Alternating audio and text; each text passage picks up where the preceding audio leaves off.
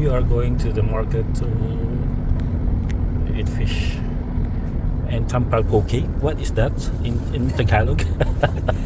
Slap on your ass.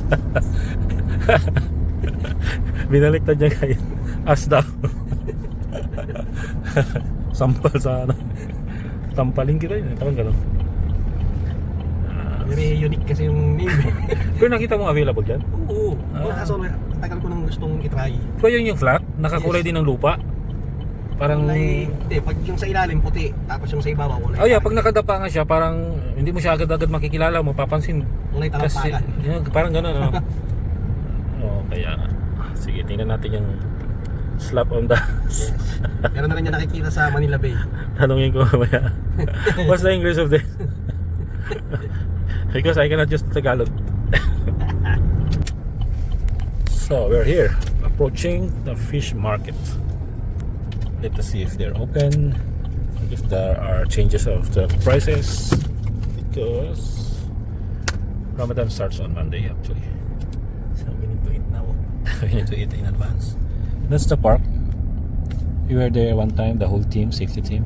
We had dinner over there, and there were lots of cats. Literally cats, the animal cats. Babae Oh, this car is full of people. Who's that? Hindi siya makahintay. Yung ginanak meron ako sa una. Kaya nga. Sawadi. Problem. The Bengali here will approach you if you want to have a car wash. Nope. Not this time. This is the fish market, mga pare and mare. Okay. Oh, nice. Shukran Thank you Habib. very much. Shukran Habib. It's easy to spot a parking space for us. What do you call this fish? This Yeah. this Arabic musa. Musa? Yeah. Good, nice one. Tang prito, masarap. Ah, musa. In Tagalog, what do you call that fish? This Tampal Puke. What? What fish is that? Why? Just name. No, what? I didn't know. Tampal Puke. What? Tampal Puke? Yeah. This one? Paskat. Wow. Ah, this one I know. Lapu-lapu. Majilan. Lapu-lapu, Majilan. Tanige. This one I don't know. Take ito. Bisugo man paksiw. Oh, where this is? Oh. Really? Yes. How much is that? Article. Oh. One piece tartar yan? Kilo. Kilo. Can you flip? It is why they said it's good for prito. Ah, Ganda. Sabaw. sabaw. No, prito. Sabaw good. No, prito. What fish is that? Prito good. But sabaw also good. Anyhow. Yung maliliit. Anyhow, this fish is special. What's the name of that? Okay, thank you. How about this one? How much? This is how to clean the fish. Ah, Same fillet. what's the fish name again? English. English name is wait, 1 minute. Okay. Oh, you have. English name is There's. that's called lava. Flounder. Found the Tagalog, Filipino. Filipino, ilan na Filipino Tampal Puke. Puke test. Ha? Yeah. Prito na lang. Fresh pusit, 20 per kilo, 20 per kilo. This one I don't know. This one looks not fresh anymore. They have tambang. And they have different kind of fish. Tambakol. Where's tambakol here, Mon? What about this? I forgot. Hasa.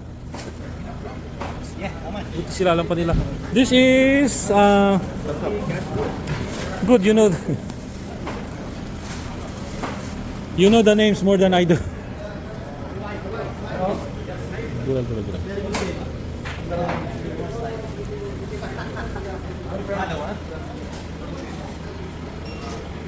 Guys, if you want to come here in fish market, just go to number 80. Fresh fish. Look for that one. What's your name? His favorite fish is? Your favorite fish? No, this one. This one. Tampal Puke. Nadulas.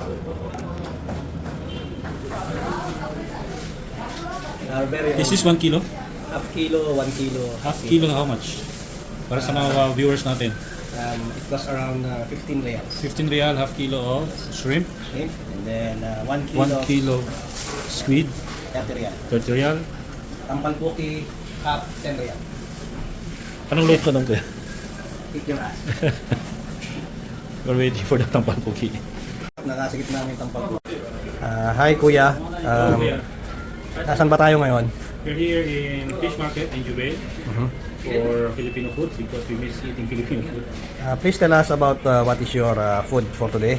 Okay, we ordered half kilo shrimp. Yeah. I forgot the price, 25. And then we have adobong pusit, 1 kilo. Okay. And this is the specialty of the dish. It's called Tampal Puke. Okay. And this is recommended by the vendors. And they are better than me in terms of saying the name of this fish. Okay. That's good. Can we ask the guy? Pare, what you call this fish? What is this fish? Yeah. What you call this one? Salok Musa. In Arabic. I don't know what do you call. Okay.